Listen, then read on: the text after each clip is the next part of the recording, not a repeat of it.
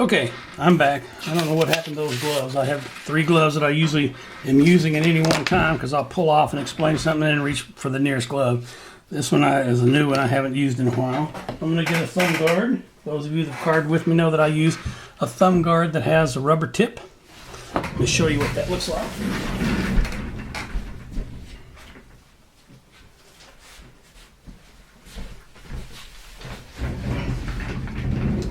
So I buy these rubber coated gloves and I cut the fingers off, and I use that because it's an added layer of protection. I know people say don't carve toward yourself, keep your fingers out of the way, but sometimes it's almost impossible to carve without all that. And so I'm going to carve using protection. So I've got the ones that are always getting beat up, and I've got my thumb covered because I'm an aggressive carver and I don't always pay attention to carving away from myself. I got my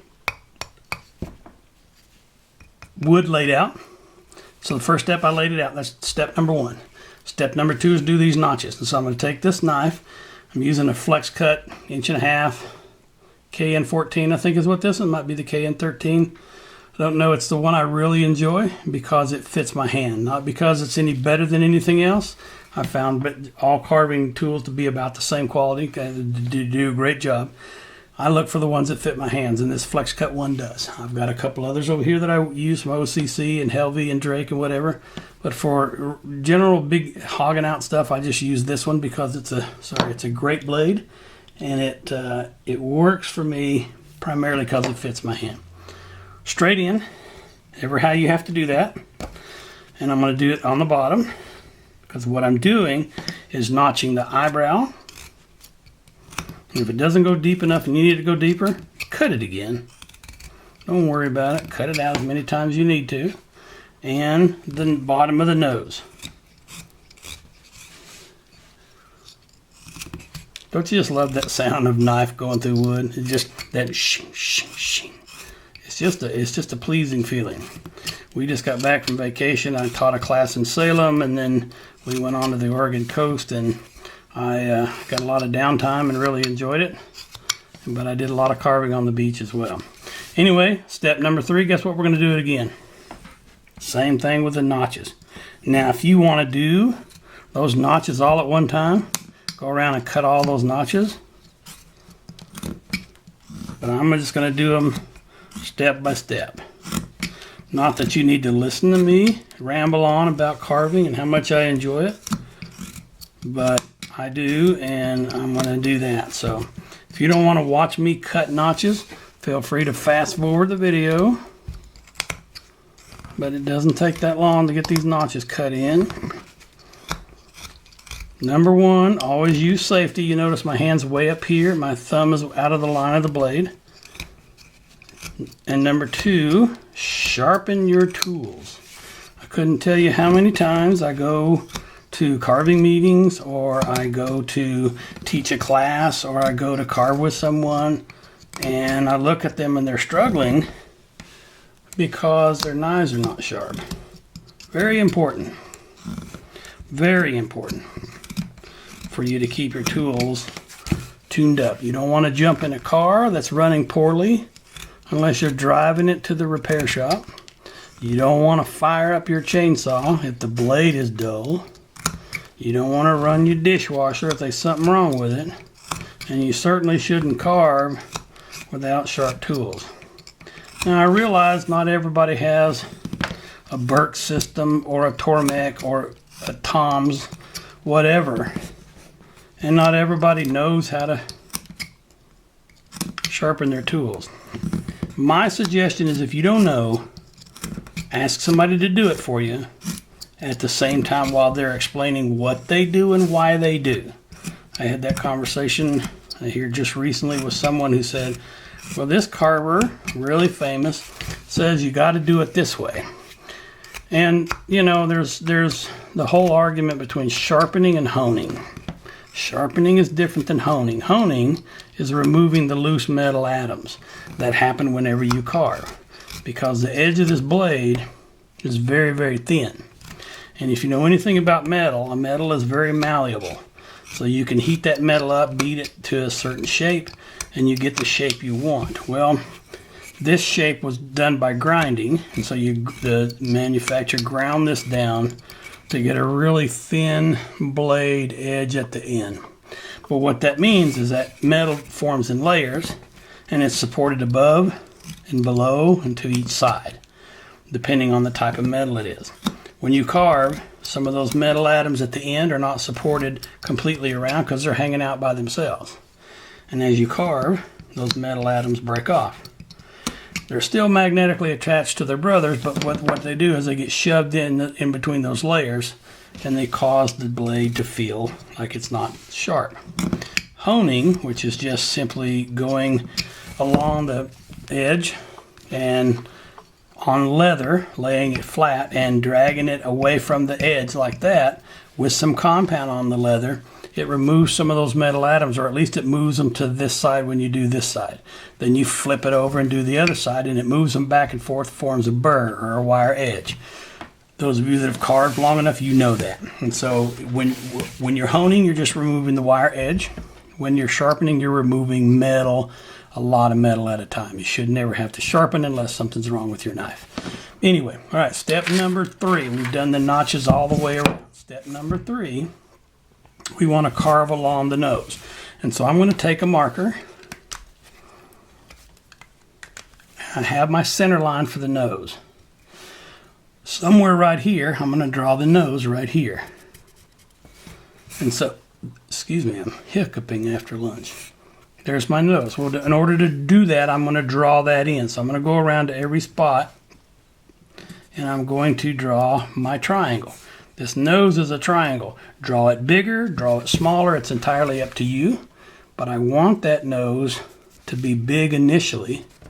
So I'm going to have it come out here, because I can always make that nose smaller. Can't make it any bigger once I've cut wood off.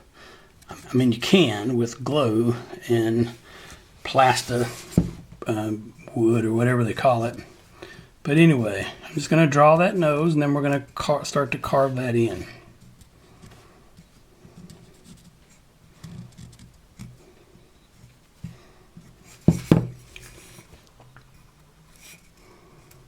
This is a good little project for those of you that like to teach.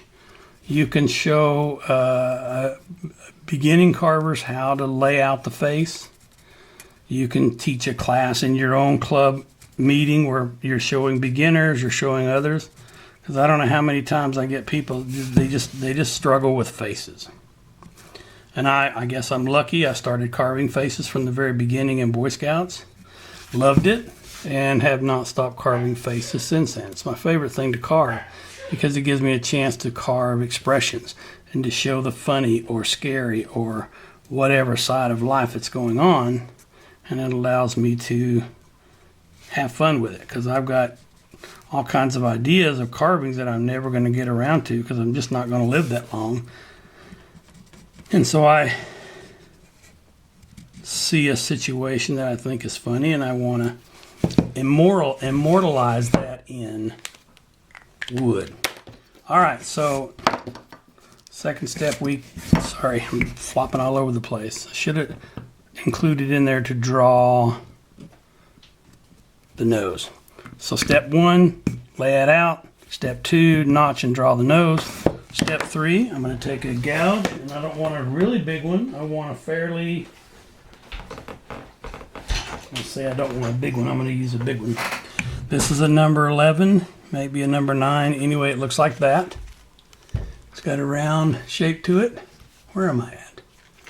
It's got a round shape to it. So it turns 180 degrees, and it's not very wide. This is a flex cut, number 11, might be a number 9, and it is 1/4 inches. It's 1/4 inch wide from ear to ear. And all I'm going to do, starting with step number 3, is I'm just going to go right up along the side of that nose and take out that notch. I want to go all the way into the eye socket. And it doesn't matter how deep you make it right now, because I guarantee you we're probably going to make it deeper along the way. Do that to both sides. Hold it in your hand, hold it in your lap, whatever you need to do to secure that and make it safe. Always keep a knife around to cut that notch off, because I don't want that wood hanging out. And that's what we're going to do on We're going to do that on the rest of these steps, so 4 through 16. So follow along, cut it off, fast forward, whatever you need to do to get to the next step. But I'll sit here and tell stories or jokes or whatever. Well, I'm not real good at telling jokes because I never remember them. I used to remember a lot of jokes. Then I married my wife, and she'll tell you she can never remember the punchline, whether she's listening to it or telling it. And I think it's rubbed off on me. I can't remember the punchlines either. I used to have a whole bunch of them, but I can't remember most of them anymore. So, and I don't think you want me singing. I have a friend named Ryan Olson. He lives over here in Melba. I live in Boise. We're about 40 or 50 miles away from each other. I'm not going to try to compete with him on singing. He's an opera singer, and I am not. I'm a great shower singer when I'm in the shower. Not really. I quit doing that. I realized how much torture I was putting on everybody else. Anyway, I had to sing as a kid in church. One year I had to do a solo for the Christmas play. Terrified me to death practicing because my voice was at that age where I was breaking. The voice was breaking. And I had to sing a little one, and I could not get the tune right. I don't care. I could have carried it in a bucket. I still wouldn't have got it right. And so I've never really felt like those are one of the talents that God gave me. I mean, I can carry a tune. I'm just not real good at it. So anyway, I appreciate those of you who sing and do it well, and I enjoy hearing you sing. I just don't think the same is reciprocal. I don't think you'd enjoy hearing me sing.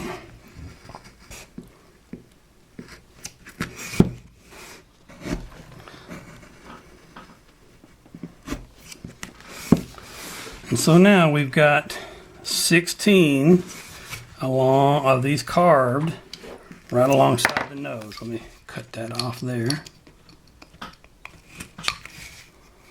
Okay, and according to my cheat sheet, we're at step number 4. Step number 4 says using a gouge, carve the eye sockets. I'm going to use that same gouge. Use a bigger one, use a smaller one if you want, but I'm going to use that same gouge. And I'm starting with number 4, I'm just going to go from the outside to the bridge of the nose. I don't want to go more than halfway because then I'm going to take room out of this part of it. So I want to stay there and carve here. Only about, I guess I'm about 1/3 of the way out. But I'm going to do that to each one. And all I'm doing is just, right now we're just placing things. Doesn't matter where they're going to go later as long as I've got them in the right spot. We're just placing things in the right spot. So rather than turn it back and forth 20 times, I'll do it right here and do down one corner, flip it over, do another corner. I think the first time I saw this kind of technique of doing a face stick was with Cleve Taylor, and then I took a class from Pete LeClaire a number of years ago. And he had a different way of doing it. So you take a little bit from this person and a little bit from that person, and pretty soon you put your own little stamp on it, and then away you go. You're carving your own stuff and not recreating everybody else's. I really don't understand the attitude of I want it to look just like yours. And so I've run into that with a lot of carvers who look at one of my carvings or look at a carving from someone else, and they want to make it look just like that one. And I'm always encouraging people to be a little more creative. So take that one, and I've done that. I've taken a class from somebody, or I've seen a carving that I wanted to recreate my own way, and I do it the first time the way they did it, or at least what I thought they did. And then the second time, I tried to see if I could recreate that, do the same thing, which is building that muscle memory. And sometimes you get okay with it. And then by the third time I've done that carving, I want to do it my own way. So I'm sorry, I'm moving chips because it's kind of getting in the way. All right, now we're at step number 5. We've done the layout. we've done the nose, part of the nose, we've done the eye sockets, and so step number 5 is shape the bottom of the nose. So know that this is a triangle. You got a triangle here, and you've got a triangle there. And so now we're just going to shape it, the bottom of the nose. What that means is that to go out further than I've cut, and take in a chip cut out of there, knowing that I'm going to go much deeper on this than I have it now. I'm just going to shape that nose. And I said step number 5. I better start with step number 5. See how easy it is to get caught up in what you're doing, especially if you're talking and you forget what step you're on. All I'm doing is giving the bottom of that nose a little bit of shape. Just trying to make it come out a little bit more. Okay. I'm just going to do that a whole bunch of times, how many times I've got left on this stick.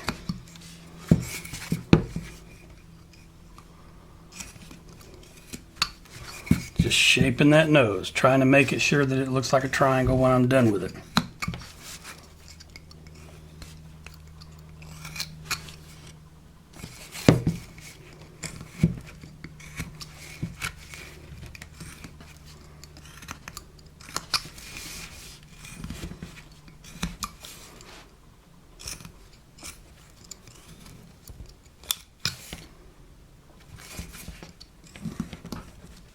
Now I noticed in the recent Wood Carving Illustrated, I just got it yesterday, they have an article on doing face segments, and it talks about how you can do 64 different faces.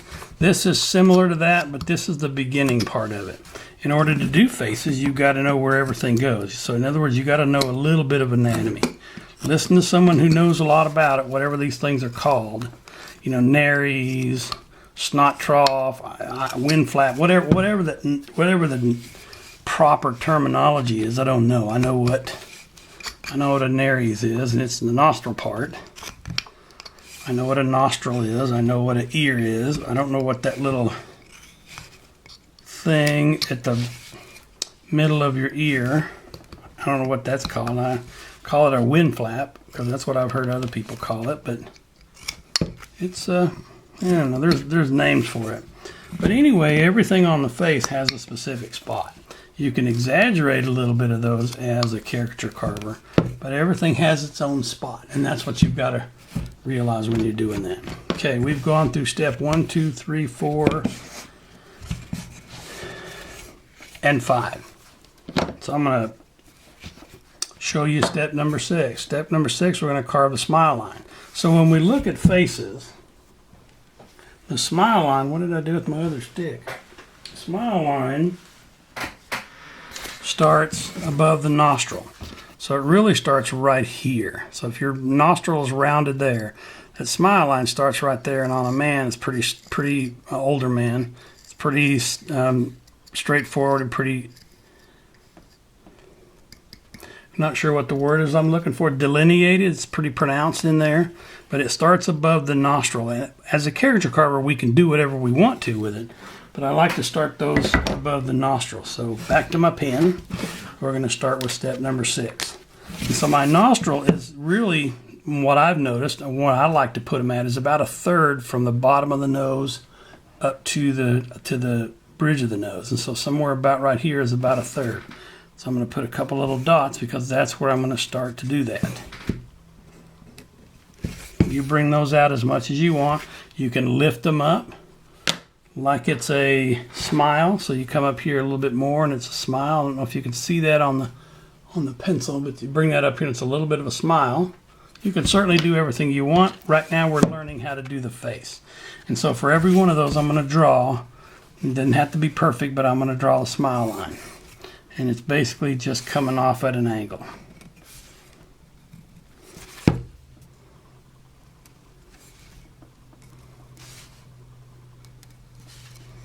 Again, I say 1/3 up. It doesn't have to be. It just has to be somewhere where it's supposed to be.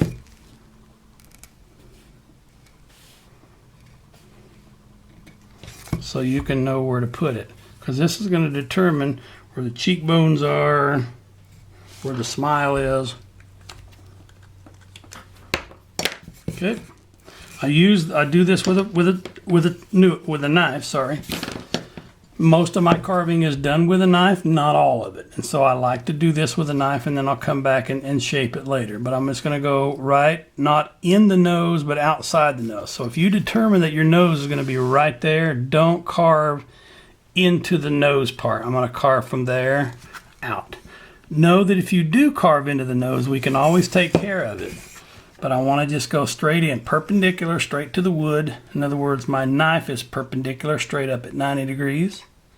My cut is straight into the wood.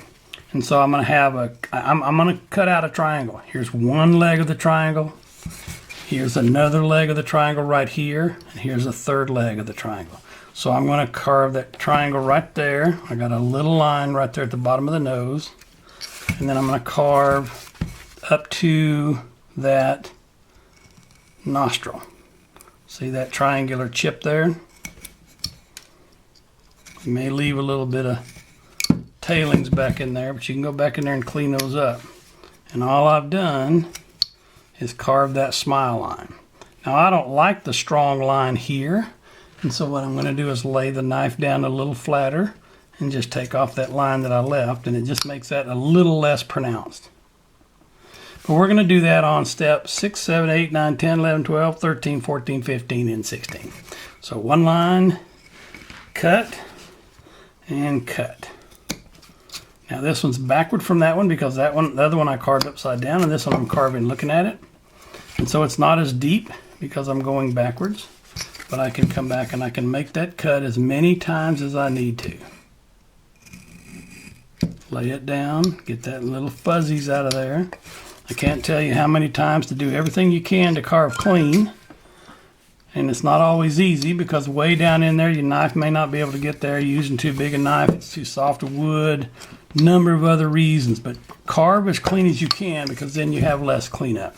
If you're like me and you love to carve and you love to put carvings in other people's hands by either selling them or by giving them away or by donating them for charity, whatever, the least amount of work you have to do, especially if you're giving a carving away, the more you can carve.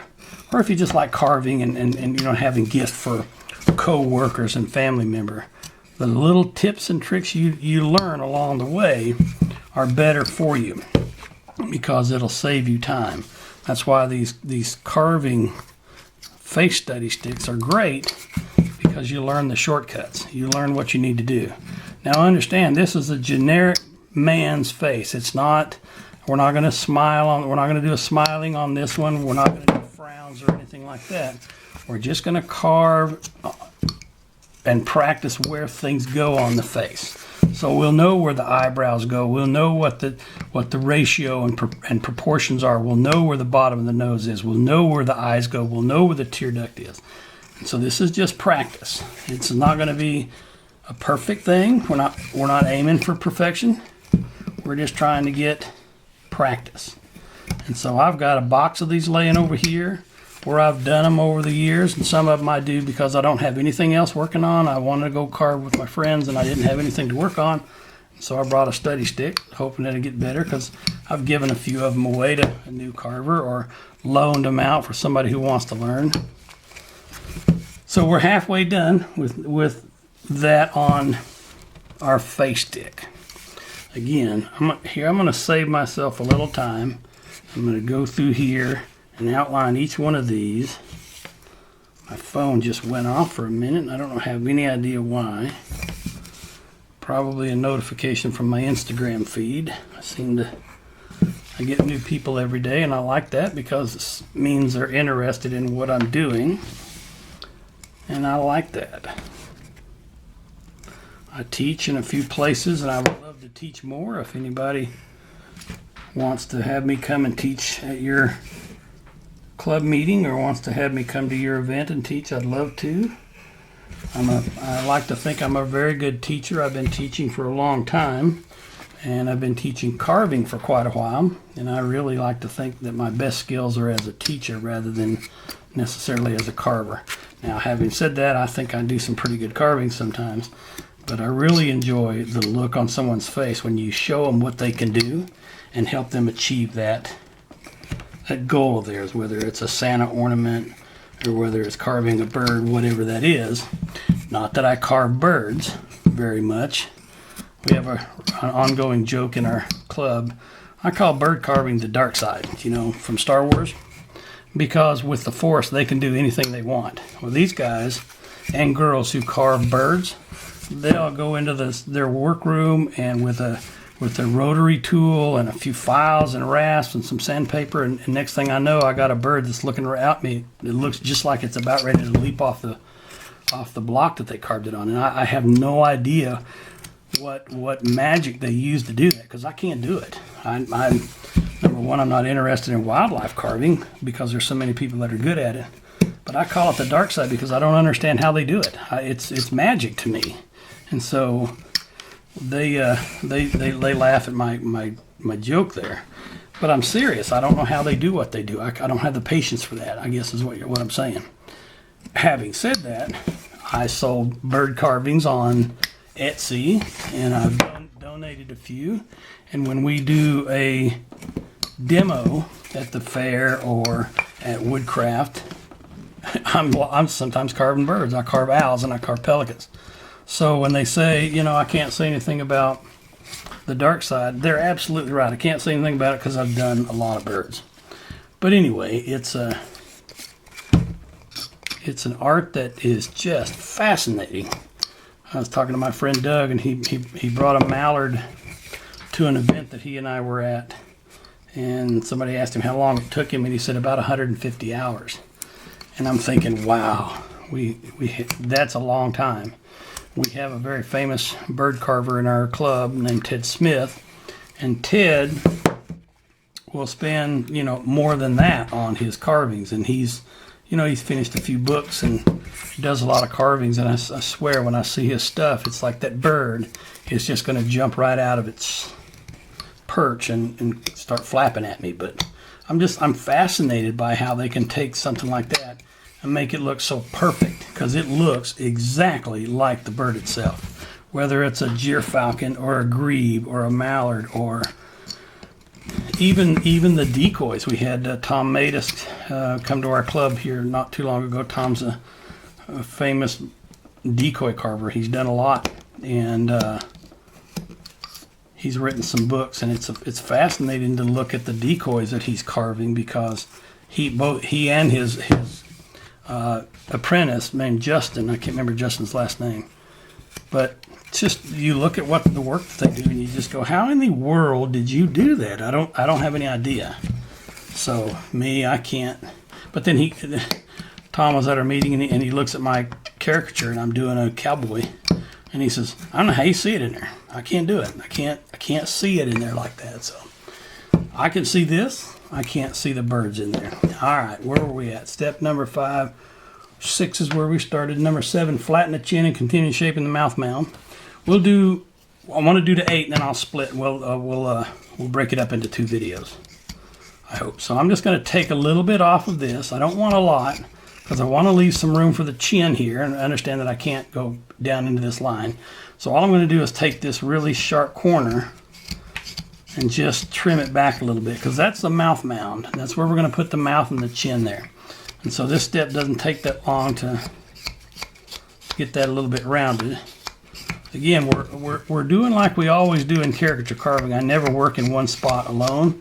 I'm constantly moving around. I'll do one boot, and I'll start on another one, then I'll start on a leg. Pretty soon I'm up at the hat, coming back and forth, because it's that impatient part. If I had to sit here and carve boots all day, I think I would be looking for a pub or something. But I like working all the way around the carving, because eventually I'm going to come back to every spot 4 or 5 times, and I'm going to make it better each time. But this is one way to carve out that mouth mound and make it a little bit more rounded. I'm going to go deeper because this all stuff's got to be tucked back under that cheek. But I'm just giving it a little bit of shape right now so I know where it all goes, and it's all looking good. So Again, this is just a practice stick, one that you're going to be working with and one that you're going to be showing other people. If you're an experienced carver and you've not done one of these, and someone comes up and asks you, well, how do I do that? You can show them on this face study stick. All right, so we're at 8. It says to flatten and shape the area above the eye socket. I can do that in a couple of different ways.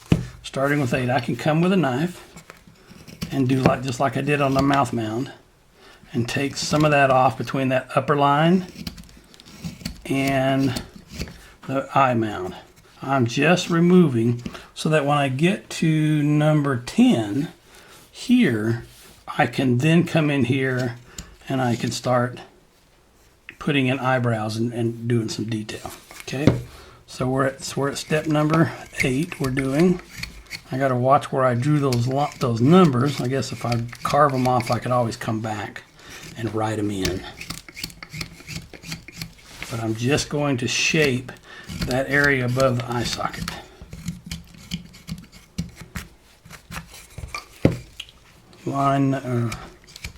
Step 13, step 14, step 15, and 16. So you can see the progress where we're at. 1, we laid it out. 2, we notched in the nose and the eyebrow and drew in the nose. 3, we cut out the side of the nose. 4, we took the wood from out here, the eye socket, so you can see. 5, we shaped underneath the nose. 6, we continued to round that and carve in the smile lines. 7, we began to take a little bit of wood here, just around the chin. And 8, we took a little bit of wood off up here. Okay, so I'll give you time between now and the next video to go get a drink, use the bathroom, pause for the cause, watch the birds, get some coffee, whatever you want to do. But we'll come back and we'll see if we can finish the rest of this up.